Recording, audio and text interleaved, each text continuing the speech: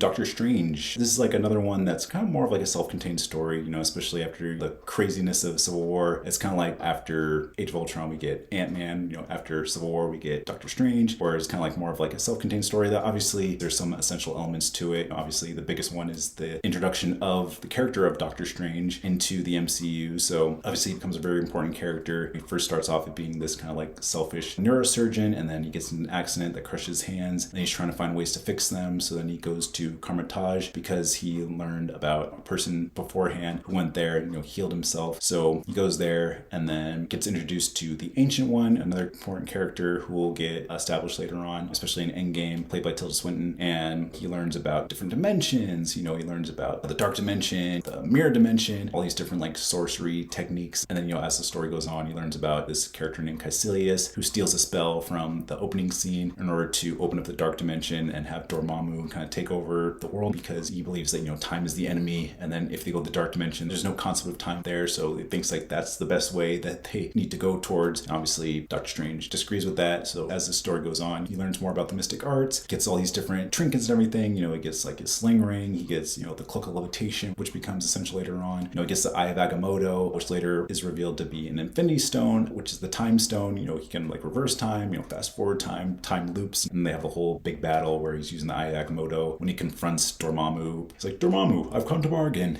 And he has the time loop over and over and over again. And in order to break it, he says, okay, you need to take Caecilius and his acolytes away to the dark dimension and kind of leave Earth alone. So he becomes the next Sorcerer Supreme, watches over the New York Sanctum, because there's 3 different sanctums that protect the overall universe, one in London and then one also in Hong Kong. And he allies with the character Wong, played by Benedict Wong. Thought that was pretty funny. And then they work together at the New York Sanctum to protect it from world-ending threats. And then obviously we get that mid-credit scene of Thor coming to the Sanctum Sanctorum in order to find Odin, which is a scene that gets more context in Thor Ragnarok, but then that's kind of like the unofficial way of Doctor Strange being brought into the MCU overall. So yeah, overall, again, it's kind of essential because Doctor Strange is a very essential character. He has one of the Infinity Stones. He's a protector of all the realms. And it's kind of one of those movies, you kind of have to have a typical Marvel origin story. And yeah, this movie is like really, really fast-paced, actually. Obviously, I know Doctor Strange is a very intelligent character and, he can learn things really quickly, but I thought this was like, dang, this is like a really fast-paced movie. It's like under 2 hours and he's already like a master by the end of it. But overall, yeah, typical Marvel origin story. And yeah, I thought it was pretty good and be cool to see what he does in Infinity War and then Endgame.